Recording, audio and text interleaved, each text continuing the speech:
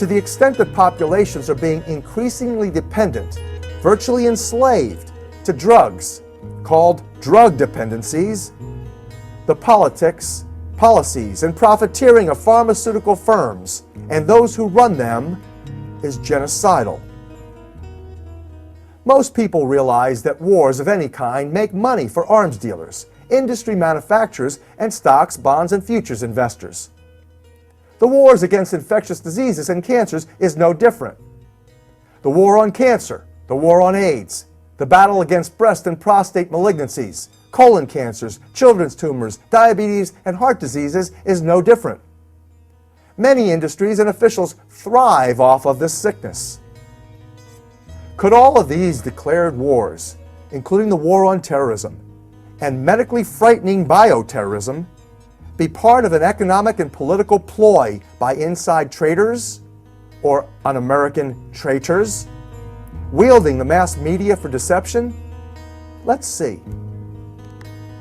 In 1963, as the plot to assassinate President John F. Kennedy was being hatched, a global policy think tank met at Iron Mountain near Hudson, New York to discuss the possibilities for economic sustainability in a world without war. You may have heard it said that money makes the world go round. Well, most intelligent people knew at that time that war economies kept bankers and businessmen most profitable. So the big question asked and answered in the report from Iron Mountain on the desirability and possibility of peace regarded the possibility of transitioning into the 21st century, keeping growing populations manageable and large corporations in business. The participants at Iron Mountain considered the functions of war as necessary for political, economic, and social progress. The functions of war, they wrote, are, quote, essential to the survival of social systems we know today, end quote. Under political requirements, the report stated, quote, a viable political substitute for war must posit a generalized external menace to each society of a nature and degree sufficient to require the organization and acceptance of political authority, end quote. In other words, a form of controlled life with threats other than large-scale devastating wars was considered. A way to control populations without destroying expensive infrastructures, roads, utilities, and real estate, as in past world wars. This report provided economic substitutes for war and suggested developing a comprehensive social welfare program and a giant open-ended space research program, both of which we have today.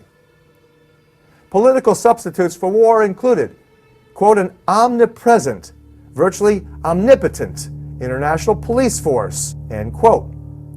The current global war on terrorism assures this. And fictitious alternate enemies, about which this documentary speaks, is evident in today's focus on terrorism.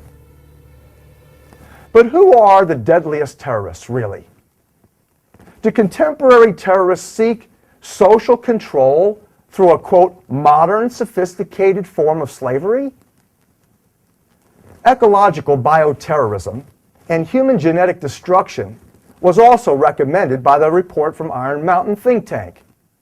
They suggested a, quote, comprehensive program of applied eugenics, end quote. That means genetically culling and killing perceived social misfits or having them die from environmental toxicity. And the report's cultural replacements in science included, besides space research and social welfare, this concept of eugenic genetic control. In essence, these policy analysts, representing global industrialists, concluded that viable alternatives to traditional warfare could be made available to keep the world's economies going and the burgeoning populations controlled. It might come as a shock to many people, but the form of government we have in this country today basically is socialistic. We have social programs for everything. We have educational programs to bring the curriculum around to what the national education authorities want. And basically, we have a socialist program, but instead of the benefits going to the people, the benefits go to the corporations. Okay? So I think anyone that stops and looks at it would agree that we have socialism geared to benefit the multinational corporations. Now, interestingly enough, this is pushed along by a fervent nationalism. What's good for GM is good for the country. Okay? And our country, right or wrong, and we're going to go take our form of freedom and democracy to some other country. If you don't like it, we'll just invade you and occupy you. Okay? Now, what does that tell us? That tells us that the form of government that we're operating under today is National Socialism. And that should come as a shock to many people, particularly when you consider that National Socialism in German, shortened down, means Nazi. So, because the Nazi Party was the National Socialist German Workers' Party, National Socialist Deutsche Arbeiterpartei, okay? And so they shortened it to Nazis. And by the way, that was a form of fascism, okay? And the man who coined the term fascism was Benito Mussolini in Italy. But Benito Mussolini himself said that fascism really wasn't the proper term, that it more correctly should have been called corporatism. And that is simply when you have the corporations running the country and controlling the government. Now, this is what we saw in fascist Italy. This is what we saw in Nazi Germany. But the difference is this. In those countries, but before World War II, the state took over the corporations. In the United States today, the corporations have taken over the state. But the end result's the same. Consistent with the report from Iron Mountain, U.S. government records show a definitive genetics, eugenics, depopulation campaign was well underway by the early 1970s. Here, for instance, is a copy of a National Security Memorandum 200, which called for massive Third World depopulation.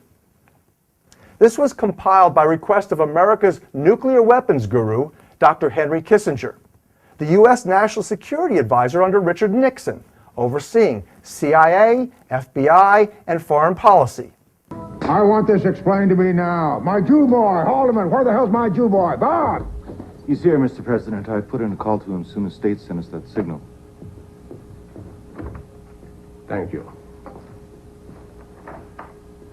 Henry, just what the hell is this? That evidently the State Department has been eavesdropping. And a good thing, too. How else would I ever hear about what it is you're actually doing around here? Mr. President, I would never keep anything from you. Surely the day-to-day details of how I achieved the policy. Henry, we can't have the receivers calling plays the quarterback doesn't know. Is this signal correct? Well, you see, this is the point, Mr. President. We cannot truly say, not at the moment. Yes, I can see that, but you know how I hate it when State needles me about you running a secret foreign policy and cutting them out. Yes, I do, Mr. President. I do.